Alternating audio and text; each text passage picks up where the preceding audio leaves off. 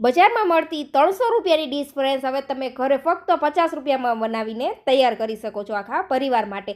સ્ટ્રોબેરીની આ વાનગી અત્યારે ખૂબ ધૂમ મચાવી રહી છે અને ફેમસ પણ એટલી છે ફ્રેન્ડ્સ. તો ફક્ત તમે 50 રૂપિયામાં આખા પરિવાર માટે બનાવીને તૈયાર કરી શકો છો. તો તેના માટે આપણે અહીંયા ડાર્ક ચોકલેટ કમ્પાઉન્ડ લીધું છે. તમે અહીંયા કોઈ પણ પ્રકારની ચોકલેટ લઈ શકો છો. જે ચોકલેટ તમને પ્રિય હોય તેનો ઉપયોગ અહીંયા કરી શકાય છે. આપણે કમ્પાઉન્ડ લીધું છે. તો હવે તેને આ રીતે આપણે કટ કરી લેશું. ચોકલેટ તમારે જેટલી ક્વોન્ટિટીમાં લેવી હોય તે મુજબ લઈ શકાય છે. ચોકલેટનું કોઈ પરફેક્ટ માપ નથી. તો ચોકલેટને મેલ્ટ કરવા માટે આપણે ડબલ બોઇલર પ્રોસેસનો ઉપયોગ કરીશું. તો તેના માટે આપણે આ રીતે પાણીને બોઇલ થવા માટે રાખીશું. પાણી બોઇલ થાય એટલે સ્ટેન્ડ રાખીને તેના ઉપર આપણે વાટકો રાખી દઈશું અને પાણી ન અડે તે રીતે આપણે ચોકલેટને બોઇલ થવા દઈશું. તો 5 મિનિટ માટે રાખશું ને એટલે 5 મિનિટમાં ચોકલેટ છે તે સરસ મેલ્ટ થવા લાગશે આ રીતે. જો તમારી પાસે માઇક્રોવેવ હોય તો તમે તેમાં પણ ચોકલેટ મેલ્ટ કરી શકો છો. ત્યાં સુધીમાં ફ્રેન્ડ્સ આપણે લઈ લેશું કોઈ પણ પ્રકારની ચોકલેટ કેક અથવા ચોકલેટ બ્રાઉની પણ લઈ શકો છો. તમને જે પસંદ હોય ચોકલેટ ફ્લેવર તેનો ઉપયોગ તમે અહીંયા કરી શકો છો. વેનીલા બ્રાઉની આવે છે તે પણ લઈ શકો છો. આ રીતે ચોકલેટ બ્રાઉની પણ લઈ શકો છો. જે પણ તમને આ પેકેટમાં મળે છે તેનો ઉપયોગ તમે અહીંયા કરી શકો છો. તો હવે તેને આપણે આ રીતે ક્રશ કરી દઈશું. આ ચોકલેટ કેક તમને બેકરી શોપ ઉપર આસાનીથી મળી જાય છે અને રિઝનેબલ પ્રાઇસમાં મળી આવે છે ફ્રેન્ડ્સ. સેમ તેવો ટેસ્ટ આવશે જેવું આપણે માર્કેટની બ્રાઉની ખાતા હોઈએ. તો આ રીતે આપણે બધી જ જે કેક હતી તેને આ રીતે મિક્સ કરી દીધી છે. ત્યાં સુધીમાં આપણે જોઈ શકો છો ચોકલેટ પણ સરસ મેલ્ટ થઈ ગઈ છે. તો હવે ચોકલેટને આપણે સારી રીતે મિક્સ કરી દઈશું. આ રીતે એકદમ સ્મૂથ આપણે ચોકલેટ રાખવાની છે. તેની અંદર ગાંઠા ન વળે તે વાતનું ધ્યાન રાખવાનું છે. તો અહીંયા તમે જોઈ શકો છો ફ્રેન્ડ્સ, આ રીતે આપણે ચલાવશું ને એટલે ચોકલેટ સારી એવી અહીંયા મિક્સ થઈ જશે. ગાંઠા રહીએ તો આપણે થોડી વાર માટે તેને થવા દેવાની છે. તો હવે તેની અંદર આપણે થોડું એવું ઉમેરીશું બટર, જેથી ચોકલેટ છે તે સરસ ક્રીમી બનીને તૈયાર થાય.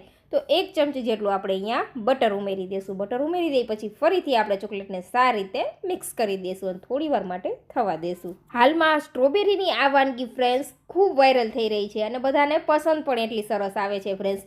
તો હવે તમે તેને મોંઘી ખરીદવા કરતાં ઘરે જ નજીવા ખર્ચમાં બનાવીને તૈયાર કરી શકો છો. તો ચાલો હવે આપણી બધી સામગ્રી તૈયાર છે. તો હવે આપણે તેને ગાર્નિશ કરીશું. તો આ રીતે ફ્રેન્ડ્સ કોઈ પણ પ્રકારનું સુંદર એવું બાઉલ હોય તે લઈ લેવાનું. સૌથી પહેલાં આપણે આ રીતે બ્રાઉની રાખી દઈશું.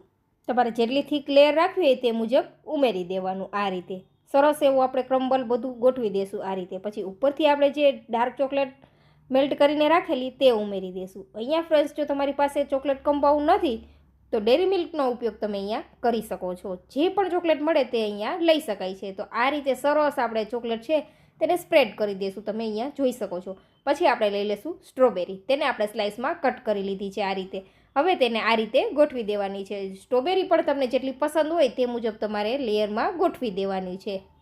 આ ડીશ ફ્રેન્ડ્સ એકવાર ખાશો ને એટલે ગેરંટીથી ફ્રેન્ડ્સ તમે તેના ફેન થઈ જવાના છો. એટલી સરસ સ્વાદિષ્ટ બનીને તૈયાર થાય છે કે તમે આના વખાણ કરતા નહીં થાકો. એટલી સરસ ટેસ્ટમાં બનીને તૈયાર થાય છે. આ બધી વસ્તુનું કોમ્બિનેશન ખૂબ જ સરસ લાગે છે. સ્ટ્રોબેરી તમને જેટલી પસંદ હોય તેટલી લેયરમાં તમે ગોઠવી શકો છો અને ઉપરથી આપણે ચોકલેટ સિરપ ઉમેરી દઈશું આ રીતે. અને ફરીથી આપણે આ રીતે બ્રાઉનીનો ભૂક્કો ઉમેરી દેવાનો છે. તમે અહીંયા જોઈ શકો છો ફ્રેન્ડ્સ, આ રીતે જેટલી લેયર થીક રાખવી હોય તે મુજબ રાખી શકાય છે. હવે ઉપરથી આપણે આઈસ્ક્રીમ ઉમેરી દઈશું. તો આઈસ્ક્રીમ મેં અહીંયા વેનીલા ફ્લેવરનો લીધેલો છે. તમે ચોકલેટ ફ્લેવર પણ લઈ શકો છો અને આઈસ્ક્રીમનું પ્રમાણ પણ તમે તમારા પસંદ અનુસાર વધુ ઓછું ઉમેરી શકો છો. હવે આપણે બ્રાઉનીનો ટુકડો ઉમેરી દઈશું, ચોકલેટ બ્રાઉની. અને આઈસ્ક્રીમને આપણે થોડા એવા ચોકો ચિપ્સ અને આ રીતે સ્પ્રિંકલરથી ગાર્નિશ કરી દઈશું અને ઉપરથી આપણે ફરી થોડું એવું ચોકલેટ સિરપ ઉમેરી દઈશું, જેથી દેખાવ પણ ખૂબ જ સરસ આવે. થોડી એવી સ્ટ્રોબેરી સ્લાઇસથી ગાર્નિશ કરી દઈશું.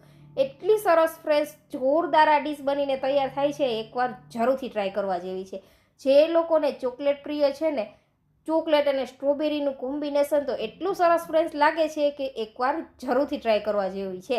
અને ઘરે તમે જો બનાવશો ને તો નજીવા ખર્ચમાં બનીને તૈયાર થઈ જાય છે ફ્રેન્ડ્સ. તો જરૂરથી ટ્રાય કરજો. અને આજની આ રેસીપી તમને કેવી લાગી ફ્રેન્ડ્સ કમેન્ટ કરીને જરૂરથી જણાવજો. અને તમારી સ્ટ્રોબેરી ચોકલેટ ફેવરેટ છે કે નહીં તે કમેન્ટ જરૂરથી કરજો. તો હવે આ બાઉલ ખાવા માટે ફ્રેન્ડ્સ તમારે 300 રૂપિયા નહીં ખર્ચ કરવા પડે. તમે તેને ઘરે જ 50 રૂપિયામાં બનાવીને તૈયાર કરી શકો છો. તો જરૂરથી ટ્રાય કરજો અને ફોલો કરી લેજો. ચેનલ સબસ્ક્રાઈબ કરવાનું તો ભૂલતા જ